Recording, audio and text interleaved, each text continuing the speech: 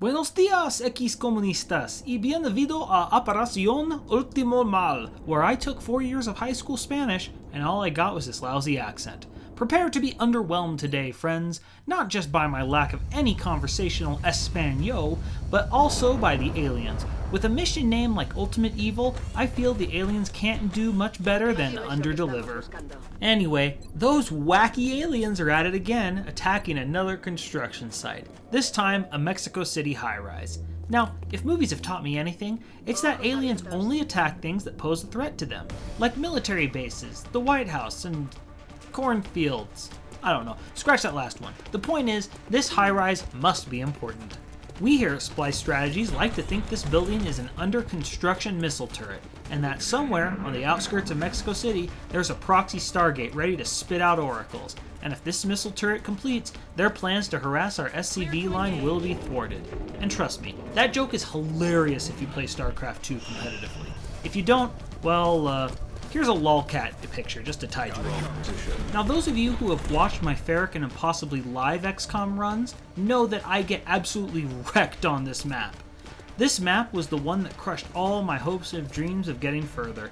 So while maybe the aliens aren't the ultimate evil, this map very well might be. Its design, with a high ground in the middle, means that aliens that can jump up and down at will, like thin men and floaters, are particularly threatening. The other issue, as was cruelly displayed in my Impossible run, is that if you don't clear out the right side first, the aliens there can patrol right into your army as you're trying to clear out the left side. So, our goals to start this mission out are going to be killing these sectoids and collecting this meld.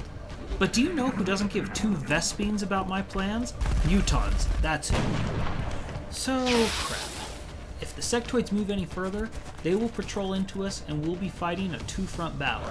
But we have our axioms to rely upon. And axiom number 12 is, if you're saying oh crap, it's probably a good time for a rocket. So, DJ Sucre gets to show off, and with one Muton dead and the other more exposed than a sectoid, it's time for Citrus Architect to clean up our left flank.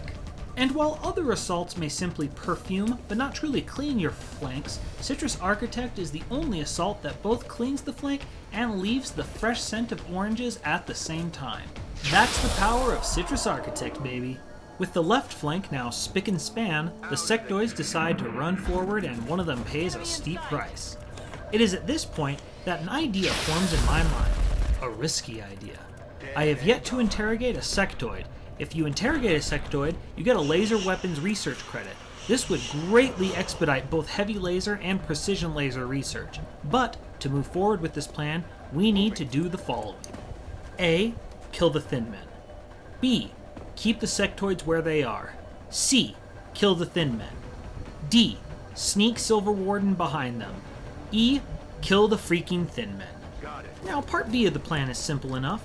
Both DJ Sucre and Beto Burr have suppression, though we have to move Gemini Spark to the right one square to give Beto Burr the room he needs to suppress.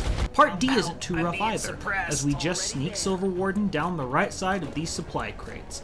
Parts A, C, and E on the other hand are a tad problematic. First step, we need to know if the thin men are still tucked into this corner. Luckily, Citrus still has lightning reflexes and can dodge the first Overwatch shot that comes his way. And, sure as a swarm host, the thin men are still there. Sensing that I'm planning something, they decide to get to higher ground. Now, a key thing you'll want to notice, as you should be paying attention to as well, is the fact that this thin man moved twice. You can tell by the slight pause between getting to this corner and jumping. This means that there will be only one Overwatch shot to contend with when it's our turn. Because we know there's only one Overwatch shot possible, it's safe to have Citrus run up, dodge the shot, and grab the meld. Then, I rush him to the nearest heavy cover. You may say, but Spliced, you don't have a running gun active, so you can't have Citrus Overwatch if the aliens rush him.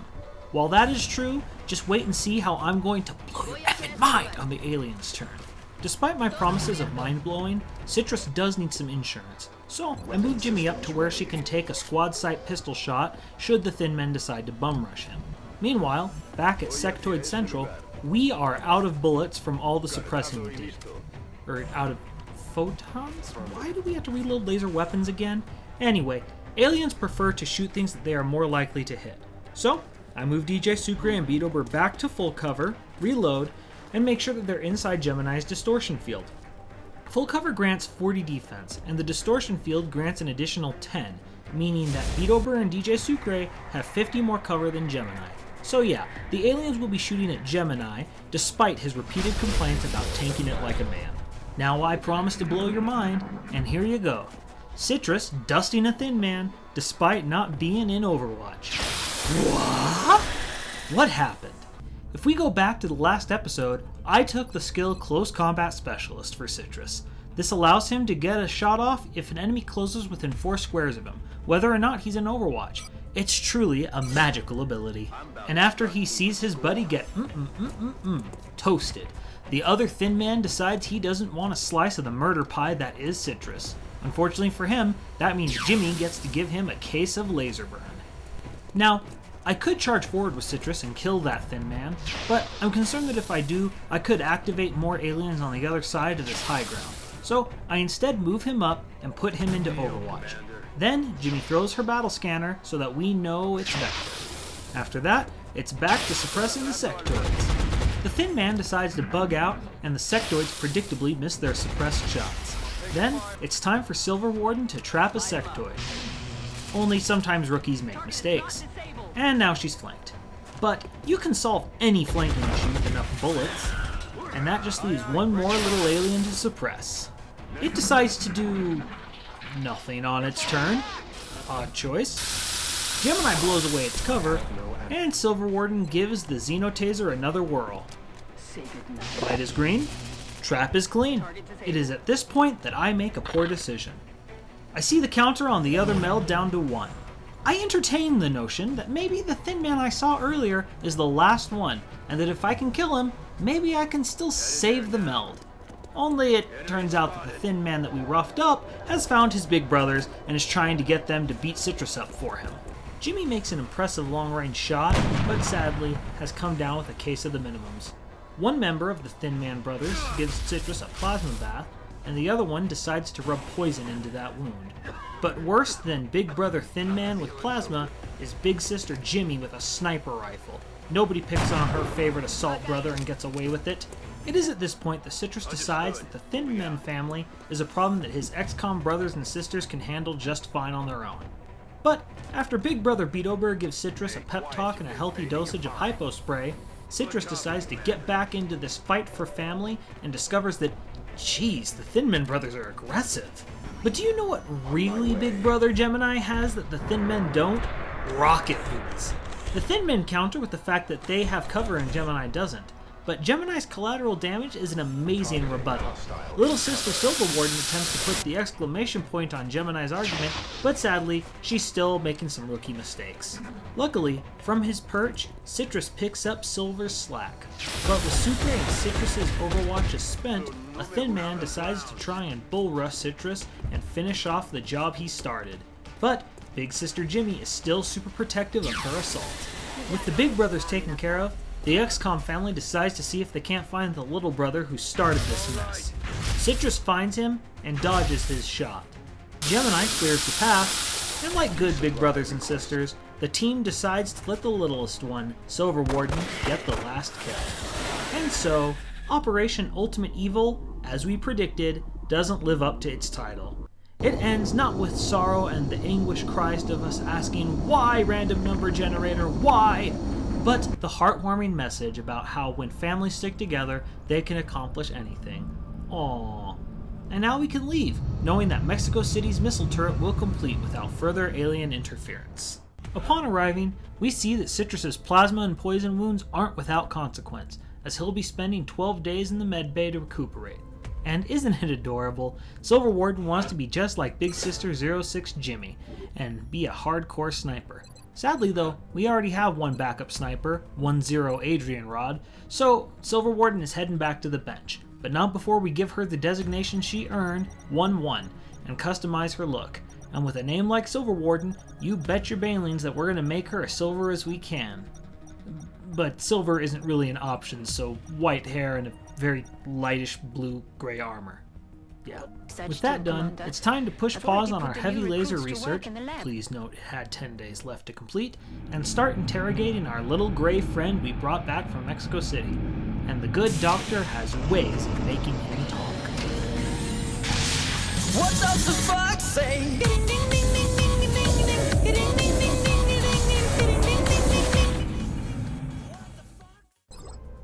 And after another fun torture session, we now have our laser weapon research credit. Please note that as we restart our heavy laser research, it will only take 3 days to complete. Oh yeah. So, we get to scanning and our genetics lab completes. Now, I don't have much in the way of cash. Like, any. So, we're not going to go crazy with gene modding just yet, as it does cost a little bit of cash. But, we do sell an item or two at the gray market to get started. And we will start this splicing soiree with the Spinmeister of Sweetness himself, 01 DJ Sucre. We start scanning again and heavy lasers research completes. For our next research project, I could go for a lot of things, but I have everyone else at laser weapons. I might as well bring my snipers to the photonic fiesta. So, we're getting precision lasers. Next, we sell off the necessary items for a little dinero and buy 3 laser cannons for our ravens and equip them. After another scanning session, DJ Sucre's gene modding completes. The gene mod that we went with was called Adrenal Neurosympathy.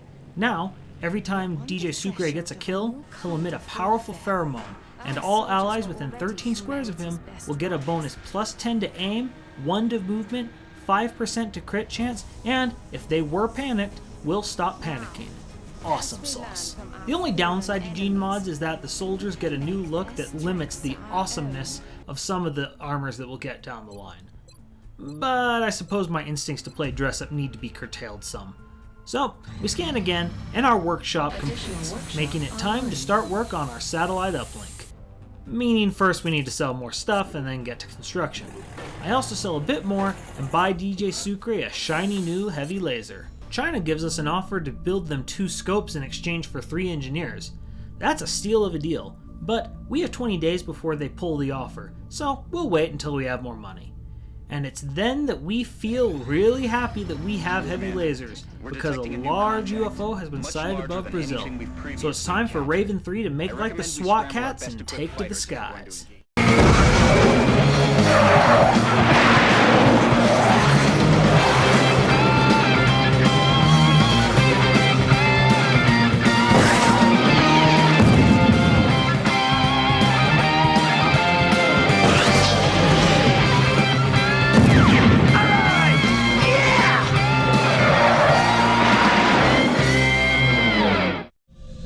Oh yeah, 90s cartoon references for the win. And heavy lasers for the win too. We weren't bringing down that large UFO without them. With the bogey-eaten dirt, it's time to send in a team of specialists to clean up. With Citrus Architect getting some needed bed rest, we bring 05 Bonsai Evil Emisan off the bench, happy that we have a quality backup assault. Next, we need to level up a backup sniper, and though Silver Warden is eager, 10 Adrian Rod called dibs, so we're giving her a taser and hoping that she can level up. Lastly, we give DJ Sucre his new toy, and we're off to Brazil for a party that's crazier than Carnival. Okay, yeah, I have nothing witty to say for this operation. All I have are puns. Yep, tune in next week as we get the lead out and test our metal in Operation Honest Iron. Until then, I'm Spliced, and let's all hope and pray I never need my Spanish skills for anything importante.